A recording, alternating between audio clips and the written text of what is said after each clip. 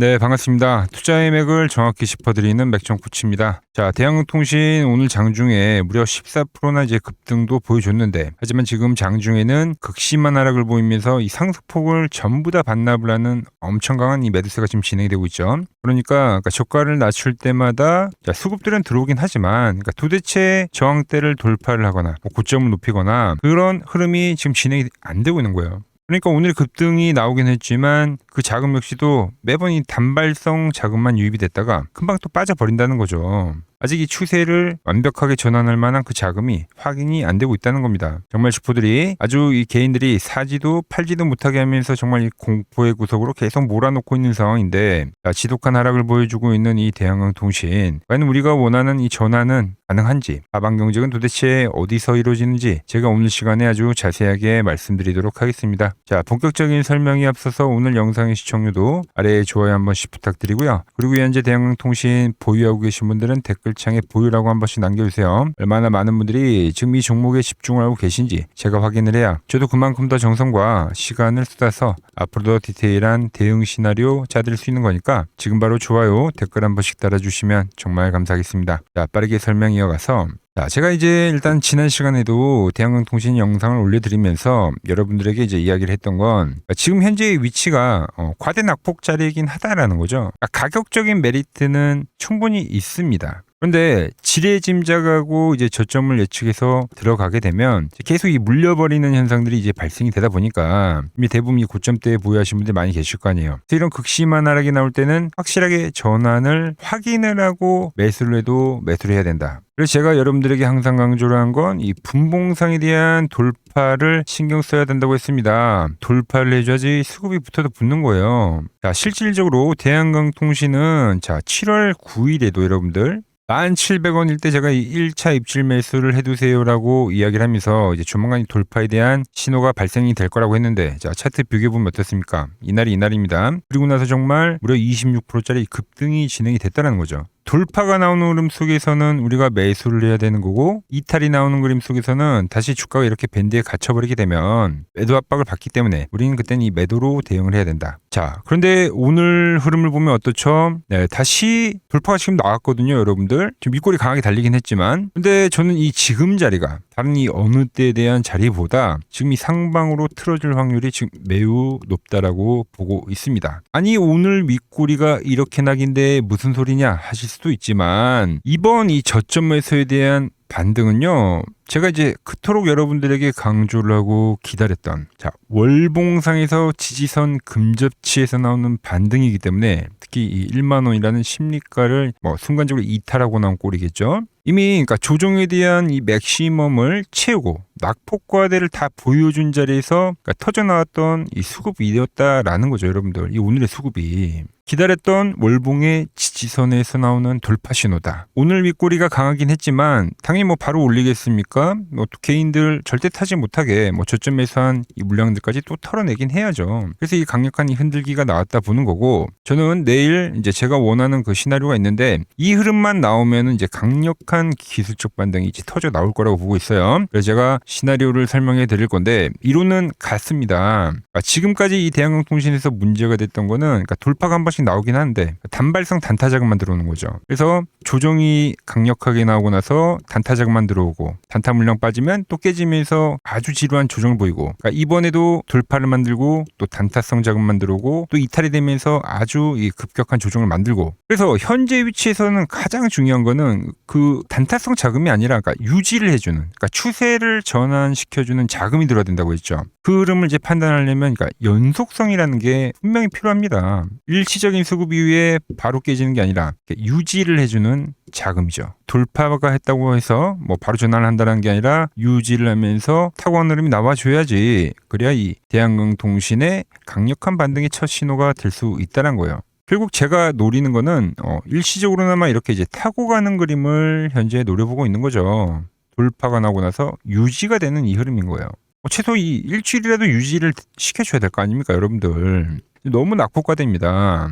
그래서 이제 그 흐름이 저는 이제 발생이 될 거라 보고 있는데, 주봉상에서도 좀 설명해 드릴게요. 왜 그러냐? 그 흐름이 이제 발생이 되면은 제가 말씀드린 대로 심리가에서 이제 주봉상에서 양봉이 떠주는 거예요. 정말 낙폭과 대비 낙폭과 대해서. 그럼 지금도 보시면 이 5주선에 대해서 지금 아주 지독하게 저항을 받고 있죠. 근데 이번 주에 이제 양봉을 유지를 해주면 이게 이제 돌파가 되는 주봉이 될 수 있다라는 거죠. 돌파가 진행이 되면 이제 일시적으로나마 이 15,000원까지 있죠.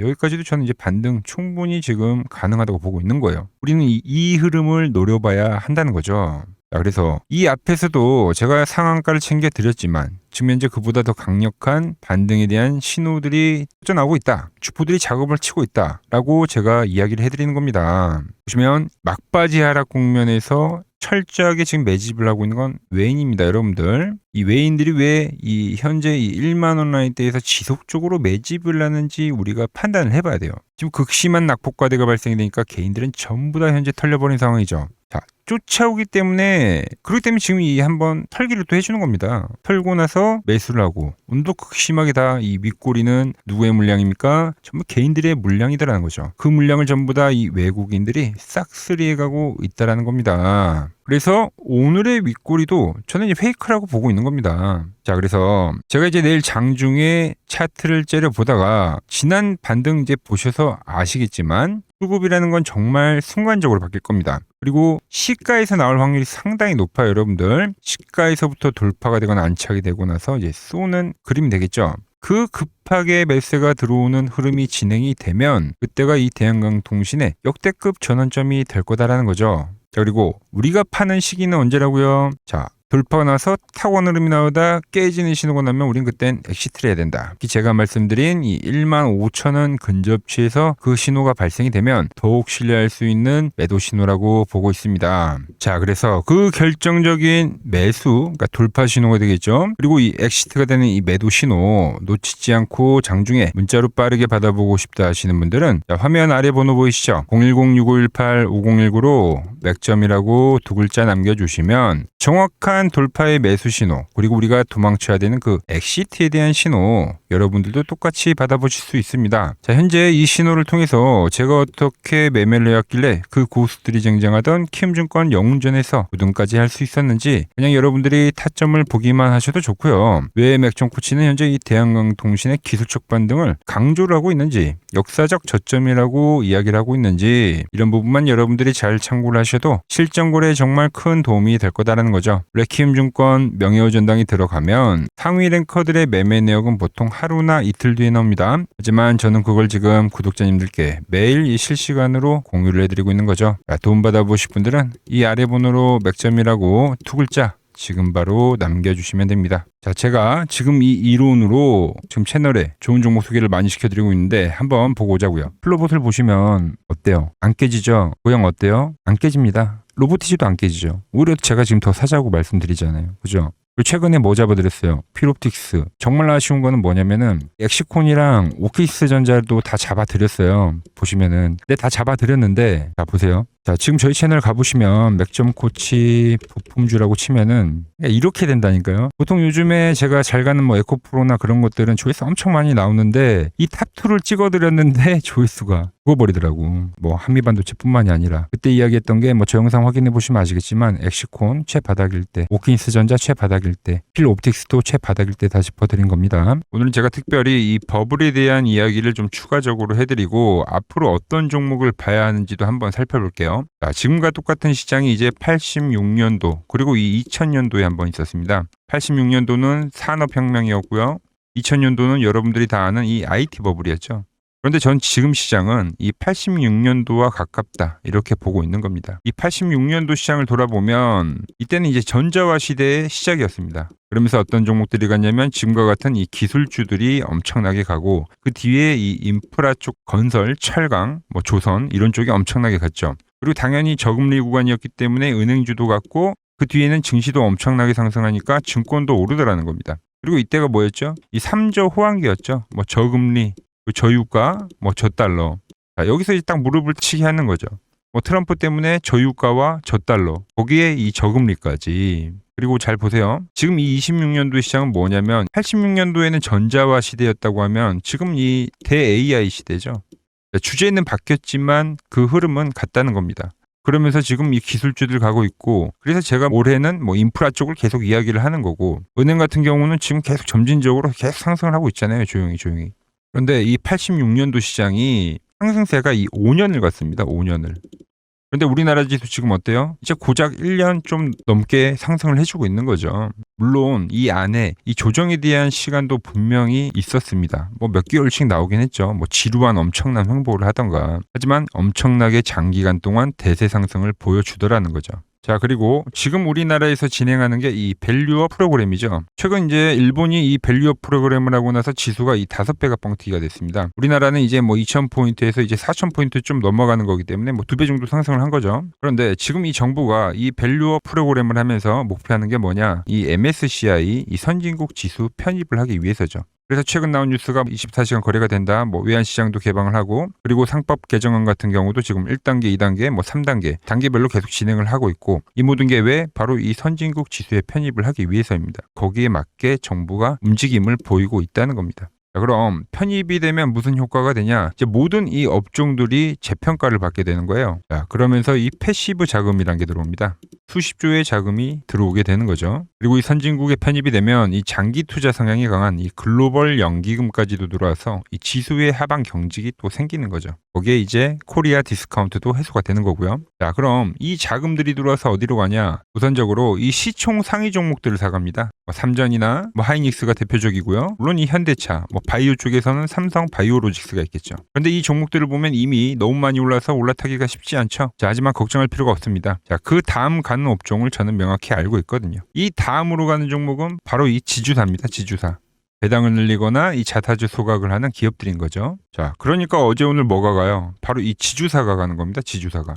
보시면 하나 같은 경우도 이 파란 밴드에서 지지를 받고 엄청나게 지금 폭등세를 보여주고 있고, 뭐 효성 같은 지주사들도 다 이 파란 밴드에서 이 쌍바닥까지 만들면서 지금 급등을 보여주고 있죠. SK도 마찬가지죠. SK는 고점 돌파를 하는 건데 더 상승을 해줘야 되는 차트죠. 자, 이 지주사가 가고 그 다음 뭐가 가냐? 제가 보는 이 업종이 갈 건데, 자, 지금 차트를 보시면 이 종목도 마찬가지죠. 지금 강한 상승 뒤에 계속 기간 조정을 충분히 받은 겁니다. 그러면서 이 파란 밴드에서 정확하게 지금 지지를 받더라. 이런 차트들로 다음 상승 파동으로 가는 종목들 정말 많이 봤죠. 뭐 하나오션뿐만이 아니라 뭐 LS 일렉트릭도 그렇고 다 이 패턴으로 해서 고점 돌파를 한 종목입니다. 자, 그리고 지난번에 이 히든 종목은 뭐였냐? 이 전력주였습니다. 지금도 이 20% 수익은 진행이 되고 있는 거죠. 그런데 이번에 히든 종목 절대 놓치면 안 되겠죠? 자, 히든 종목 받는 방법도 아주 간단합니다. 아래에 번호 보이시죠? 010-6518-5019 여기로 숫자 2라고 문자 보내주시면 지금 맥점 밴드에 정확히 지지하고 있는 이 히든 종목 공유해드리도록 하겠습니다. 자, 돈 드는 거 아니죠? 꼭 받으셔서 이번 수익 꼭 가져가시기 바랍니다.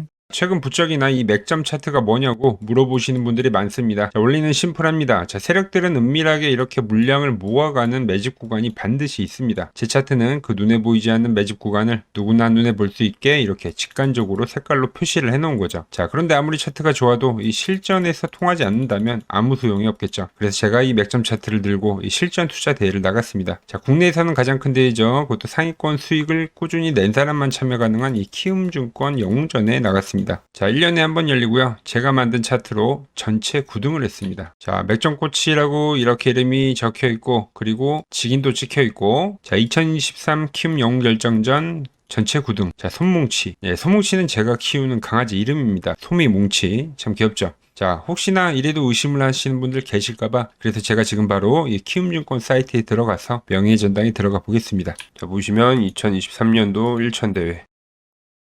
보이시죠? 조작할 수 없는 이 실제 키움증권 서버 화면이고, 이 쟁쟁한 이 고수들 사이에서 당당하게 이 맥점 차트로 구의를 했다.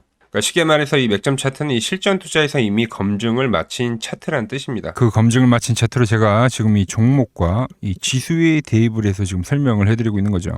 자, 그리고 지금 시장 이제 상당히 어려워하시고 고민들이 많으실 것 같길래 제가 시장 이야기를 좀 해드리면, 이 지금 코스피의 시장 현재가 하락 추세냐? 아니죠. 그러니까 여기서 한 차례 음봉이 길게 떨어진다 하더라도 이거는 이 주추세, 이 상승 추세에 대한 이탈이 되는 게 아닙니다. 그러니까 큰 그림에서는 변함이 없어요. 그러니까 무슨 말이냐면은 여러분들한테 이 86년도 시장 많이 이야기해드렸죠. 이 3조 호황기 시장을 말씀드리면서, 그리고 이 2000년도 초반에 발생했었던 이 상승 국면들, 그러니까 지금 이 상승이 이 1번의 시장과 이 2번의 시장이 지금 이 짬뽕으로 나오는 시장이에요. 짬뽕. 그러니까 믹스의 시장. 그러니까 일단 대세 상승이 맞긴 해요. 대세 상승. 그래서 이 상승 주기를 보면은 어떻습니까?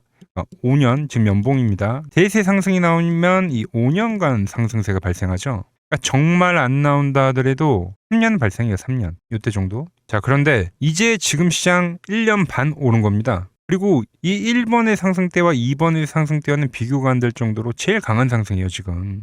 자, 그리고 이렇게 이제 봤을 때 이 파동에 대한 시작점을 뭐 여기로 2025년도로 잡을 수가 있겠죠. 그러면 보통 이러한 강세 파동은, 제일 강했던 파동은 이 상승 파동에 대한 이 30%에 대한 눌림목을 받아요. 30%. 그 지금 4,994포인트, 즉 이 5,000포인트가 지지점이 된다는 거죠. 그러니까 일봉상으로도, 그러니까 여기서 이제 정말 많이 깨진다 하더라도 어디냐면은 여기입니다. 여기. 정말 많이 깨진다 하더라도 이때 지켜줬던 이 가격대들. 그러니까 이 5,000포인트를 유지를 하면서 뭐 전환을 할 수도 있지만, 그러니까 살짝 깨고 뭐 신용이나 미수 물량들을 털기 위해서 뭐 살짝 깨고 반등이 나온다 하더라도 정말 이 자리는 상당히 의미가 있는 자리다. 수급으로 지켰던 가격대니까. 그러니까 지금 이 라인대를 매도로 보는 게 아니라 이 자리는 철저하게 우리가 이 분할 매수로 생각을 해야 되지, 그러니까 매도에 대한 자리로 보면 안 된다는 겁니다. 그러니까 지금 자리에서는 어디서 매수를 해갈지만 판단하면 된다는 거죠. 자, 그러면서 제가 여러분들에게 이야기했던 게 A, B, C 파동으로 진행이 된다라고 표현을 해드렸잖아요. 그죠? 근데 이 C 파동은 저점을 깨는 이 공포를 주는 파동이 될 수도 있고, 아니면 말 그대로 여기서 시간만 죽이고 이렇게 전환이 나올 수도 있는 거예요. 공포를 주는 파동이 나와도 말 그대로 그냥 여기서 전환을 해버리면, 왜 오늘도 60일선에 어쨌든 종가상 안착을 했으니까, 그러니까 여기서 그냥 전환을 하면은 정말 편한 거고, 공포에 대한 파동이 한 번 더 나오더라도 거기는 오히려 이제 극매수에 대한 자리가 되는 거죠. 극매수. 매수의 극점이요. 그러니까 이거를 좀 판단하기 어렵다고 하면은 그냥 이 구간을 철저하게 분할 매수로 여기면 된다. 그러면 이 현재에 대한 이 조정세가 극복이 가능하다는 겁니다. 그러면 언제 그랬냐는 듯이 조정 국면이 마무리가 되고 다시 시장은 본래의 자리로 회귀를 한다는 겁니다. 특히 지금 구간의 특징이 뭐냐면 대부분의 종목들이 고점을 낮추면서 저점을 지키는 하나의 수렴의 형태로 빠지고 있어요. 수렴. 왜죠? 전쟁이라는 악재로, 그러니까 의도적으로 주가를 눌리는 거죠. 그러니까 의도적 눌림. 이게 이제 해소가 되는 국면에서에 대한 돌파. 시세 폭발, 그러니까 상승. 저는 그래서 이 패턴을 봤을 때 그러니까 이번 전쟁이 그렇게 길게 가지는 않는다는 거죠. 오히려 이때와 같은 공포가 만들어진다면 매수에 대한 마인드를 유지를 해야 된다. 제가 지금 이 시장을 한 사이클로 봤을 때는 지금 우리가 이렇게 3차 상승, 그러니까 3고점이 발생이 되면 한 사이클이 끝난다고 표현을 하잖아요. 지금 한 요 국면 정도 왔다는 거죠. 지금은 많이 오른 자리에서에 대한 조정이기 때문에, 그러니까 변동성은 크지만 한 이 정도 국면에 와 있다. 이 다음 파동이 존재한다라는 이야기를 해드린 겁니다. 다음 파동이 더 나와줘야 돼요, 지금은. 그럴 때 이제 다시 뭐 반도체, 뭐 로봇, 뭐 2차 전지, 특히 최근에 강했던 이런 에너지나 바이오도 빼놓을 수가 없겠죠. 이런 기존 주도 섹터들, 그러니까 시총 상위 섹터들이 다시 이 순환매를 만들면서 시장을 이끌 거라고 지금 보고 있는 겁니다. 지금 시장이 이제 갈피를 잡기 힘들고 이 대응이 어렵다 하시는 분들 많으실 겁니다. 지금 같은 시기에 혼자 너무 고민하지 마시고 이 시장을 좀 잘 극복해 나가시길 바랍니다. 이 아래 번호로 이렇게 맥점이라고 문자 한 통 남겨주시면 됩니다.